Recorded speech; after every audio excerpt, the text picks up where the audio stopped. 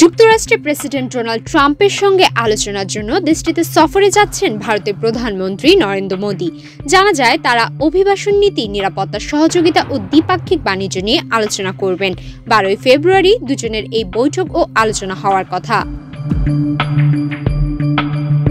Trump মোদির দ্বিপাক্ষিক এই আলোচনায় ভারতের উচ্চ শুল্ক নীতি নিয়েও আলোচনা হতে পারে। ক্ষমতা গ্রহণের পরপরই ডোনাল্ড ট্রাম্প ভারতের উচ্চ শুল্ক নীতির সমালোচনা করে আসছিলেন ও শুল্ক আরোপের বিষয়ে হুঁশিয়ারি দিয়েছিলেন। এদিকে ব্রিটিশ সাংবাদিক ও মানবাধিকার কর্মী ডেভিড বার্কম্যান ট্রাম্প মোদির এই বৈঠকে বাংলাদেশ বিষয়েও গুরুত্বপূর্ণ আলোচনা হবে বলে তার এক টুইট বার্তায় জানিয়েছেন। বাংলাদেশের রাজনীতি নিয়ে সবসময় সবর এবং বহু বছর বাংলাদেশে অবস্থানকারী এই আলোচিত সাংবাদিক বাংলাদেশের নানা ইস্যু নিয়ে নিজের টুইটে প্রায়ই নানা মন্তব্য করেন। বাংলাদেশের যুদ্ধ অপরাধীদের বিচার নিয়ে নিজের ব্লগে লেখালেখি করে তিনি প্রথম আলোচনায় এসেছিলেন। 1971 সালে মুক্তিযুদ্ধের সময় গণহত্যার দায়ে অভিযুক্তদের বিচার শুরু হলে তা নিয়ে সে সময় নেতিবাচক লেখালেখি করেন বার্কম্যান।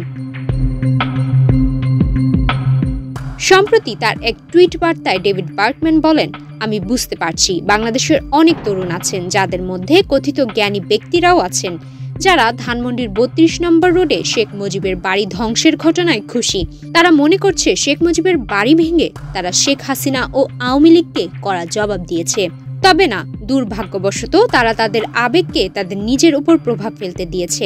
তাদের এই পদক্ষেপ বরং শেখ হাসিনা এবং আওয়ামী লীগকে একটি দুর্দান্ত কৌশলগত বিজয় এনে দিয়েছে। ডোনাল্ড ট্রাম্প মোদির এই বৈঠকের আগ মুহূর্তে ধানমন্ডির 32 নম্বর বাড়িটি ভেঙে তারা মোদিকে ট্রাম্পের কাছে দেশের অনাচারের এক চিত্র উপস্থাপন করার সুযোগ করে দিয়েছে।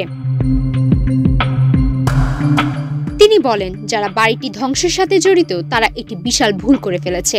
তবে অন্তর্বর্তীকালীন সরকার আরো বড় ভুল করেছে বাড়িটি ধ্বংসের সঙ্গে জড়িতদের অব্যাহতি দিয়ে।